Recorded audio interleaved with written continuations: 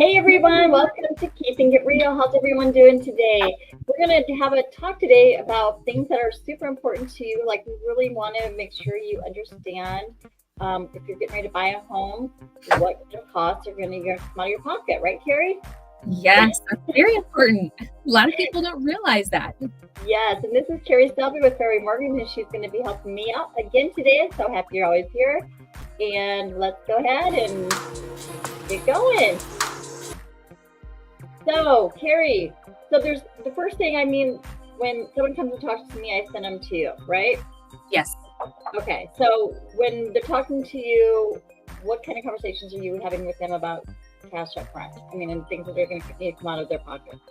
So that's what everybody wants to know. What's it going to cost me? What do I have to put right now to get into this house at this amount, right? Yeah, and I think a lot of people believe that I charge for them to come and sit down with me, which I don't. I don't get paid anything outside of a transaction being closed.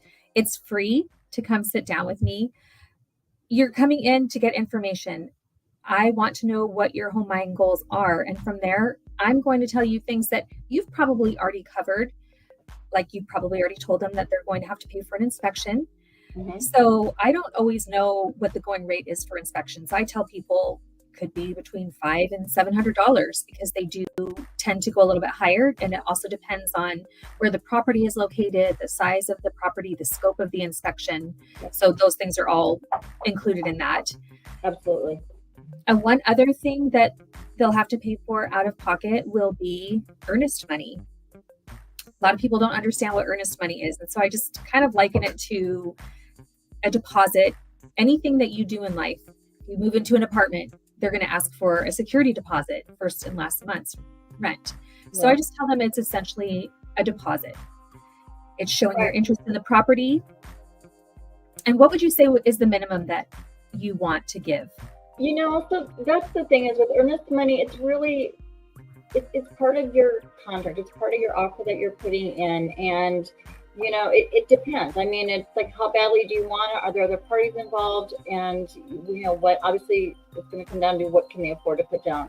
And are they willing to take some of the risks that have to do that? Because sometimes you get earnest money back and sometimes you won't, depending on if you break the contract or not. So there's different things. And so earnest money, usually what I tell people is it's consideration for the seller to take their home off the market. And they're taking it off because they're going through this process of buying their home, right? So they're kind of like, it's their safety net. So if you take it off and let's say you walk down the street and you find a house you like better and they've taken it off the market and probably spent some time into doing that and to working with you, and then, I want to their house, you're probably going to lose your earnest money. But things for like inspections, and a lot of people don't understand that, but like things for like inspection, like if you go through inspection, all of a sudden you found like the foundation of the house is crumbling, it's falling in, and you're like, wait a minute, I don't want to touch that one because I don't, it's going to cost me way more and it's way more work and I want to move in right now and I can't do that. So then you would get your earnest money back. But, like I said, it really depends on the transaction, how many other parties are involved, how badly you really want this house. Usually it's about 1.5%, but I've seen it go higher. I've seen it do lower. It depends.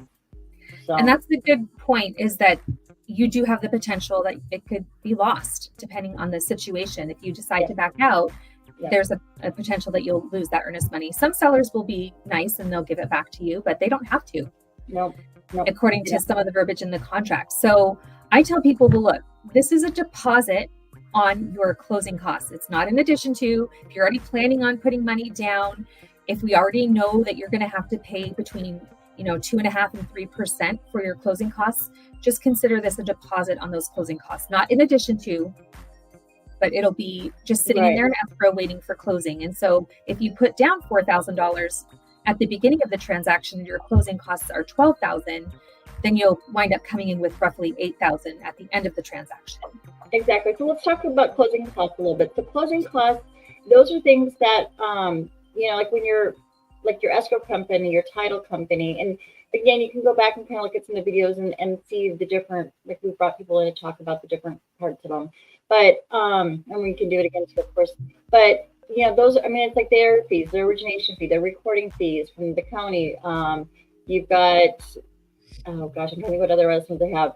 The title fees and the excise taxes and all this stuff that all comes into play, or not excise tax, it would be your that would be the sellers, the excise tax. Property taxes, property taxes.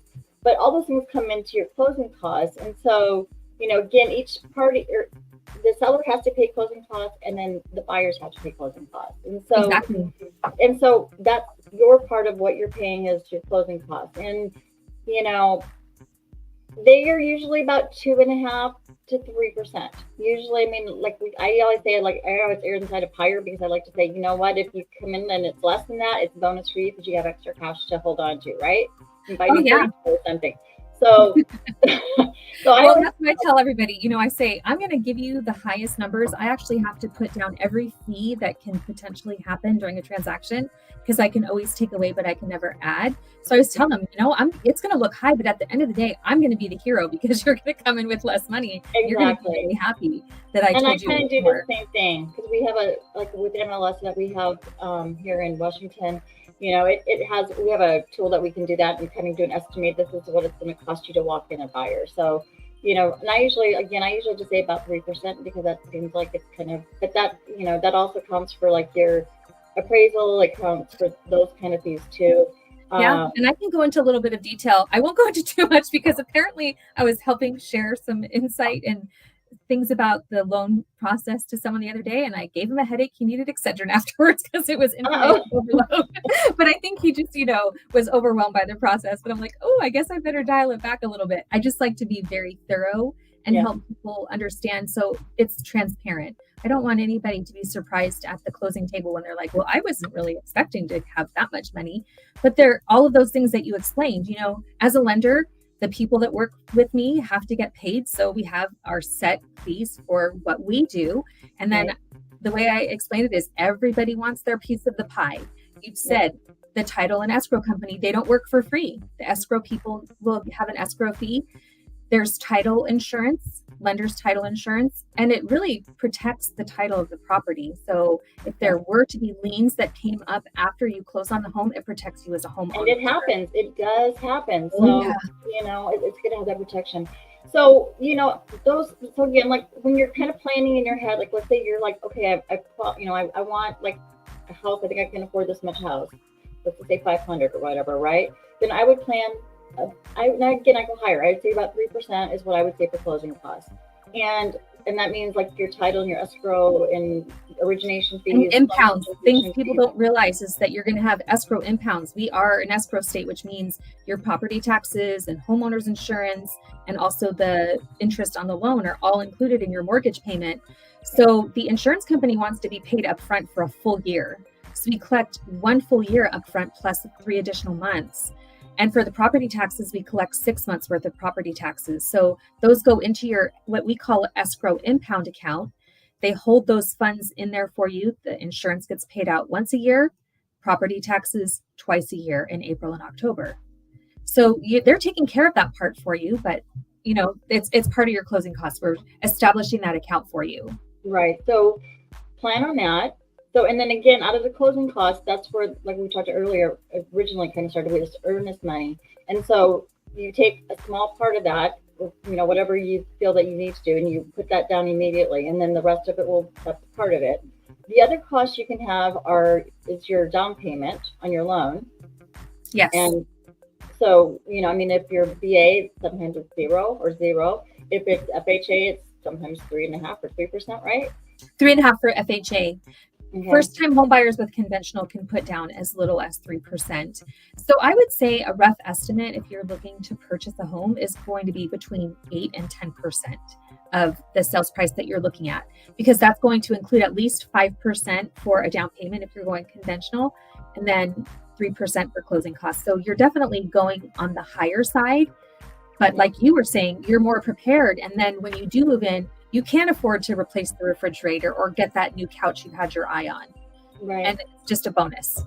And then the last part of it, there's 3 parts. So there's, like I said, there's closing costs, there's your down payment, and now there's, again, if you're seller, you're paying your listing broker. If you're paying your buyer broker, you're paying your buyer broker. You could have to come up with those fees too. Again, some of the stuff can be negotiated in the contract. And, you can try to negotiate the seller to pay some of those costs and stuff for you. But that's what I would, and when I can't give numbers out because our industry is all kind of random on what they charge and stuff. But everybody kind of knows there's typical numbers out there, and I would plan again about that much percentage, or at least be prepared. Like, how can we work around that? So those, it could be, like I said, 8 plus whatever you're going to pay your broker. So keep in mind that those are costs out there, and when you want to buy a home, those are what you get them up with. So it's a lot of money. It is, but the good thing is for first-time home buyers, and even for regular, down payment assistance isn't just for first-time home buyers anymore. You, as long as you don't have another down payment assistance loan or FHA loan, you can qualify to have down payment assistance. And right now, their rates and stuff are better than most other lenders that are out there. So it's a really great program to help people. So it could potentially help cut your saving money from, the 3.5%. They're going to cover that with the down payment assistance program. So then you're looking at coming in with the closing costs. So we want people to be encouraged and know that there are programs that can help you. So when you think about these big numbers and it might seem daunting, there is help out there. Sit down with Niki, sit down with me. Let's make a plan and come up with a strategy on how you can get to your goal. Absolutely. And like I said, there's a lot of ways to work things out and work around it. And, even like I said, buyers responsible now for their own, their fee to the broker too. But there are ways to, work with seller to get things done. So anyway, it can work out. And then how's rates doing today, by the way? I didn't even ask. I was listening to something from Barry Habib this morning because he was actually going over the NAR lawsuit and what the implications of that were. And we're still kind of just hanging out there in the same zone that we have been. And it's going to take a pretty substantial change in what's happening right now for us to start seeing things go downward. The one thing that he did emphasize is 6.5% or whatever. No, we're still in the sevens. Are we still in the sevens? Okay, Yeah. we're back up again then. Because I looked last. Okay. Yeah, well, it really depends because they do an average. So if you're doing the national average, I think it's like 6 7/8. But that's, some companies are able to buy they cut their own margins and what they get paid on to offer a lower rate to beat out other people. So when you look at that, and we also have to factor in banks that often get better rates than a private lender would. So when it averages out, it looks like it's just kind of almost at the top of the sixes. So just keep that in mind. And it's been there for like forever. It's been like sitting at that right around that mark. It's been like that for like a year. So if you're waiting for the rates to come down, guess what? I don't think they're going to come down. We kind of hope sometime, and that's when you refinance your house if you need to. But I don't see them really changing a whole lot. Well, too many people get caught up in the numbers that are out there. And I was talking to a friend yesterday, and she said, yeah, when we bought our house, we would have jumped at a 7% rate. Her parents were in something that was like a 16 or 17% rate. Yeah. We just got really spoiled because, the Fed was buying. Weird. Those were so weird. Those rates were crazy. When they were hitting 2s and 3s or 4s or whatever, I think those were historic low numbers. I don't think we've ever had that. They were, because the Fed was trying to keep things moving in the economy, so that they were buying mortgage-backed securities, and that was what it was able to keep the rates so low. But when they stopped doing that, of course, the rates started to go up, and then inflation happened. And so there's many factors in what determine the rate. And that was the main one of why they were so low. So. All right, you guys, that's all I have for you today. Thank you so much for joining us. And make sure you hit that like, subscribe, or follow button so you don't miss an episode. Thanks so much. And see you next week.